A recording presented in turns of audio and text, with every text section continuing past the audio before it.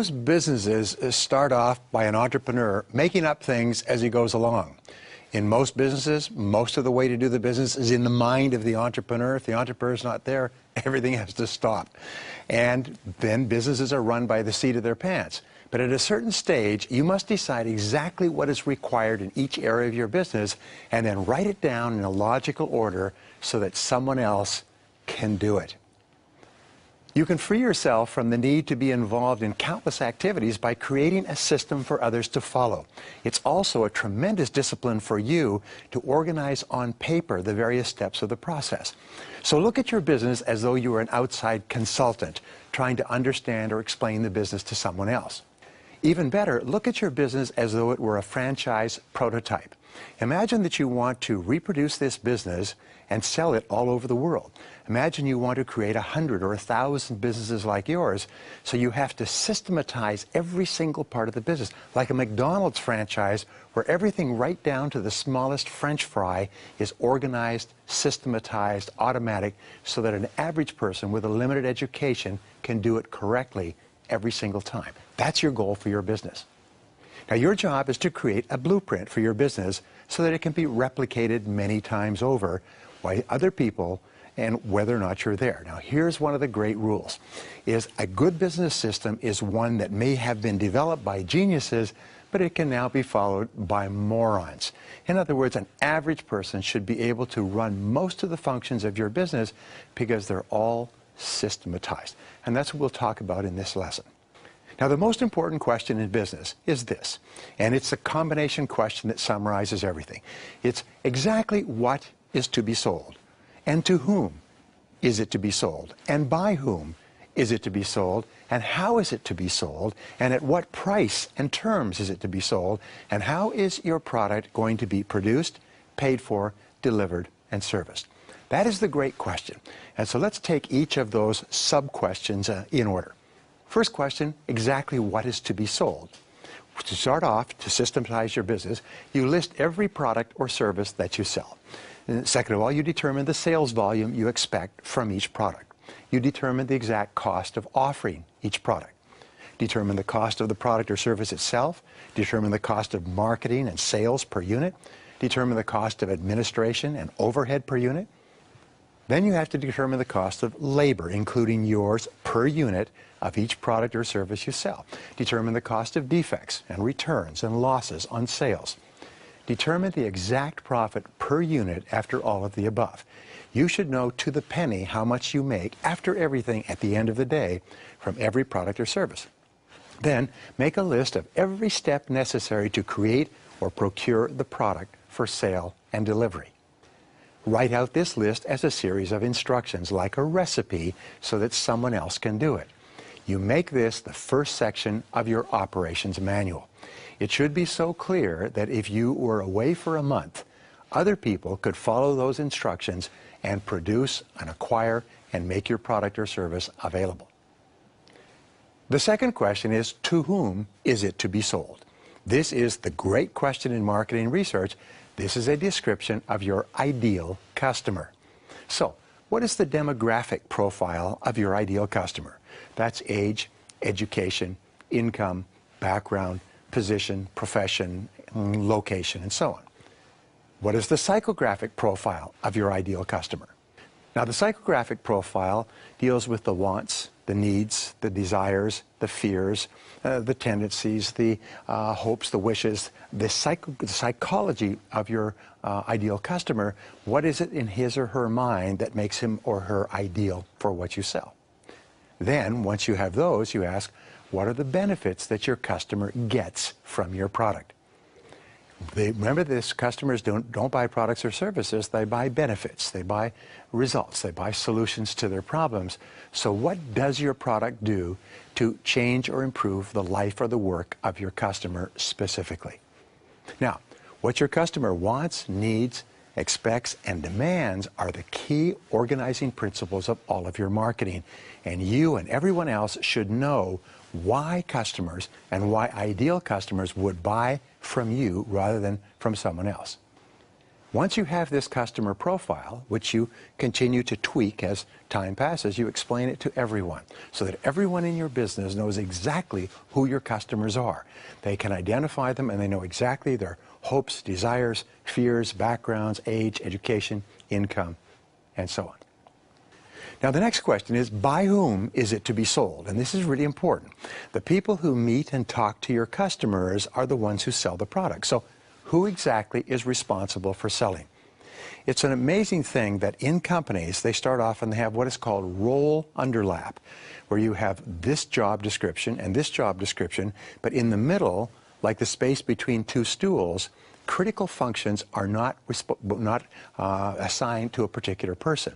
So you have to be very clear who exactly is responsible for selling and making the sale. The second question of this is, what exactly do they say to the customer? And this is very important because most salespeople make up what they say on a day-to-day, customer-to-customer basis. Most people say whatever falls out of their mouth, but not successful companies. What exactly do your salespeople say to the customer when he or she phones? Good companies have a script that they follow word for word. Hello, this is Susan. How are you today? How can I help you? In other words, it's word for word. And what do people say when someone inquires about what you sell? They come in to your place of business, they talk to your salespeople, they come to your website. What words do you use? Especially, what does your salesperson say when he calls on them outside of the office? What is the sales script, methodology, and process that salespeople use when they get face-to-face with a prospective customer? This is not something you can leave to chance. Now, here's an interesting discovery. You can triple your sales by systematizing your sales process. In other words, a systematized sales process yields 3 times the number of confirmed sales as a random process that people just make up each time they meet a customer. Your sales methodology to ensure maximum conversion rates is the core of your business. What you need to do is write it out word for word. You identify the areas of weakness in your sales methodology. You can continually edit it and improve the sales process. So the question is, what is your sales process? What is your step-by-step sales process? Each person who sells or deals with customers must be trained in what to do and say with customers. Now here's a rule. You cannot expect a person to make a sale that he or she has not been trained for. I work and have worked with thousands of companies over the years, and I'm always astonished when I deal with a company that doesn't train their people. They give them what is called product training. They say, here's the products and here's the ingredients and here's the brochures and so on, but they don't train them in the methodology and process of greeting customers, building relationships, identifying needs, presenting the product so it matches the needs, answering objections, and closing the sale. And then they're surprised that their salespeople don't make many sales. You can't expect people to do anything in your business unless you have trained them for it and then watch them demonstrate that they are competent and proficient in doing it. Very important. Well, what are the best? The best and most profitable companies have the best trained salespeople. The Fortune 500 companies that I work with will hire people out of top universities with top grades. They will train them for 6, 12, 18 months, and they'll put them into the field, and these people sell billions of dollars of product. Little companies with under-trained or non-trained salespeople do not have a chance against the professionals. Remember this, in your business, nothing happens until someone sells something to somebody. Nothing happens. Everything in your business is aimed at that point of making the sale. So here's the next question. How is it to be sold? And this describes the entire process of marketing, advertising, attracting customers, and finally, making the sale. You need a complete marketing plan for your business. You need to think it through in advance. Exactly what is the process of what we call customer acquisition? How do you acquire customers? How do you advertise to them, promote to them? How do you bring them into your sphere? What is the steps that you use? And you start by determining your core marketing message. Your core marketing message revolves around your unique selling proposition.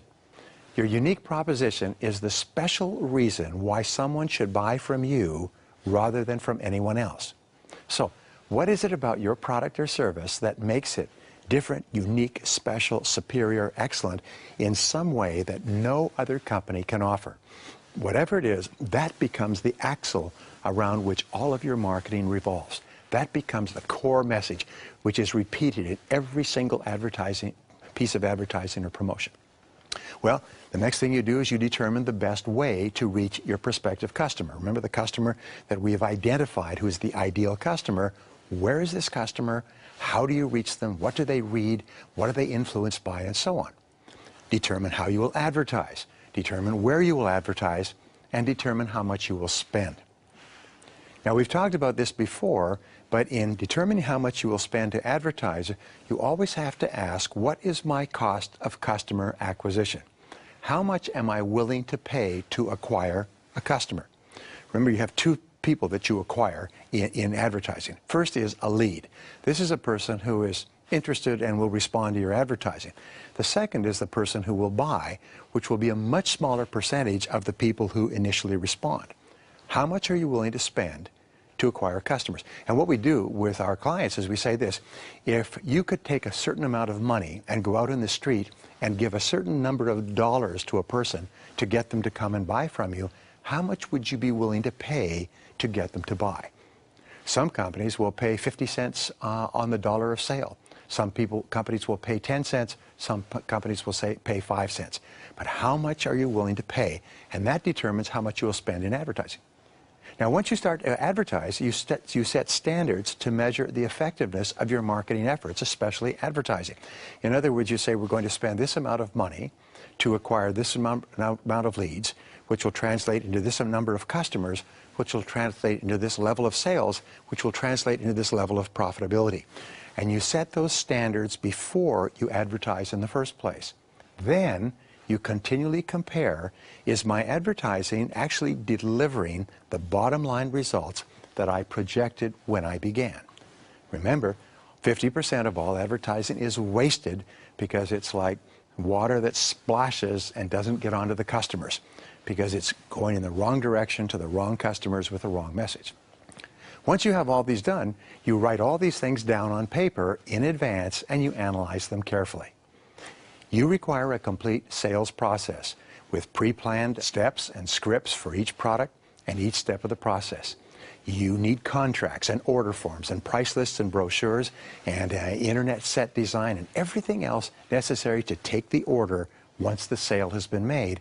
And all those things have to be done in advance before you talk to your first customer. If you're already selling and you haven't done them, then you have to pull back quickly and design the entire sales process, including every single piece of paper that you need to make the sale. In one of my businesses, after we'd been operating for several years, I found that there was no standard order form.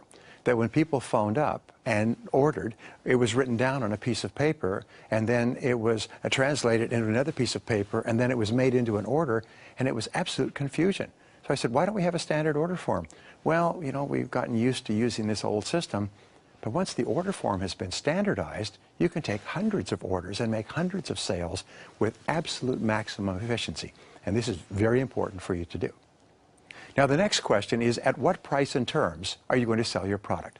How much are you going to charge? How are you going to charge it? And how are you going to require payment? This is very important. So determine your individual retail prices.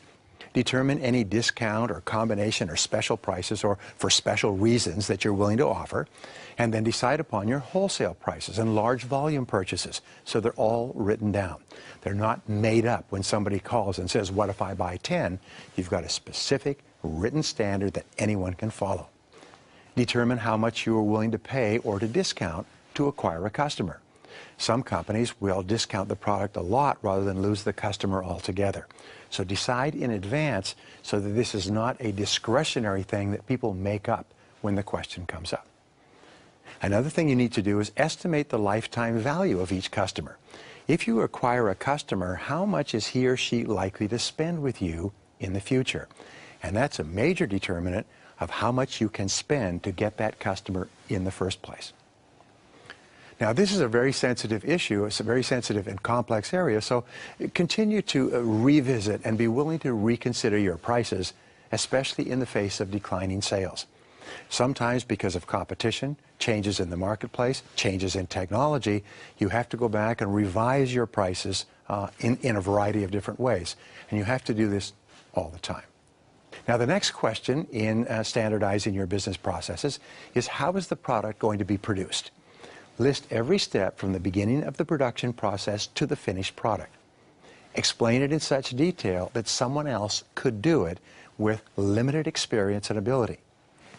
If you purchase products for resale, write out a step-by-step description of the process of acquisition and payment. In other words, where do you buy them from? Who do you talk to? What's the process of placing the order? What's the process of taking delivery? What's the process of payment? And so on. Now, here's an exercise. Imagine leaving for a month and hiring a temp to produce or acquire your products or services.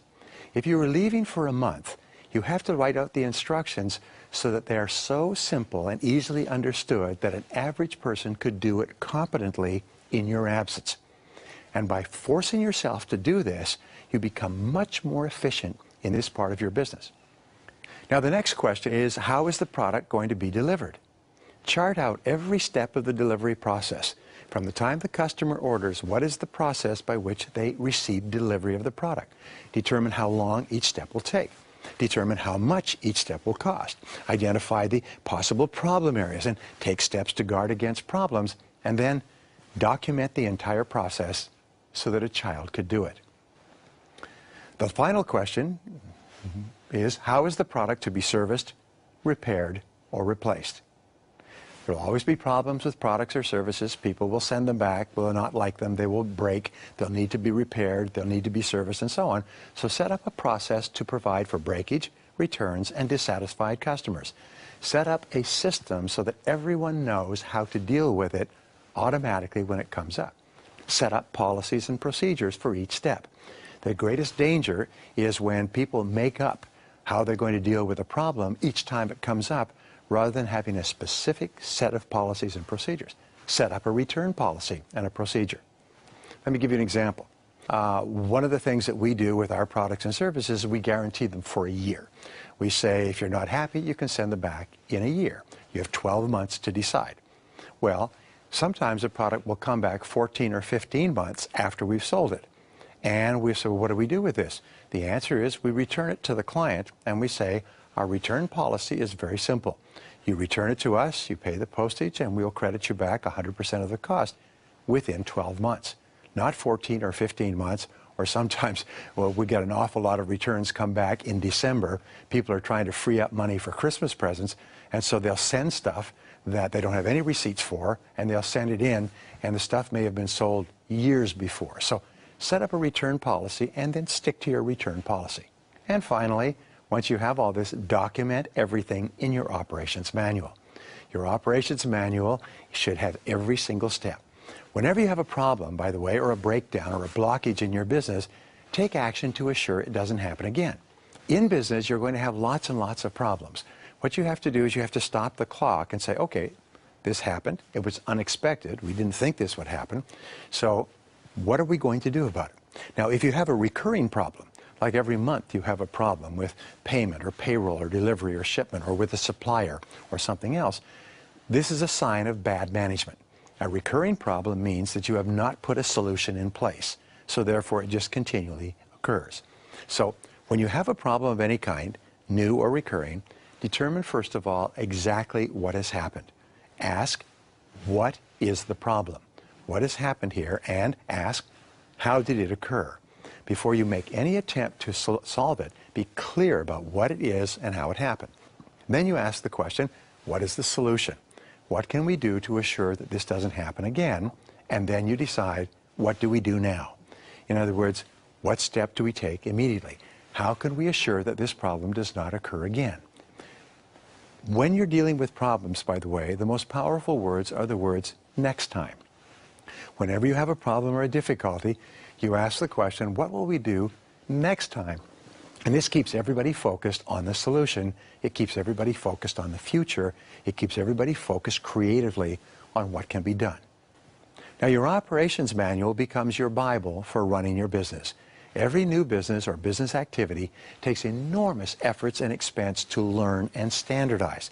It takes tremendous thought, but once you've created your business process and put in an operations manual, it can be carried out quickly and correctly by ordinary people.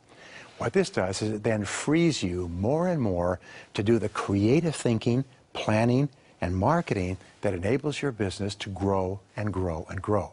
An operations manual is the foundation of every successful business.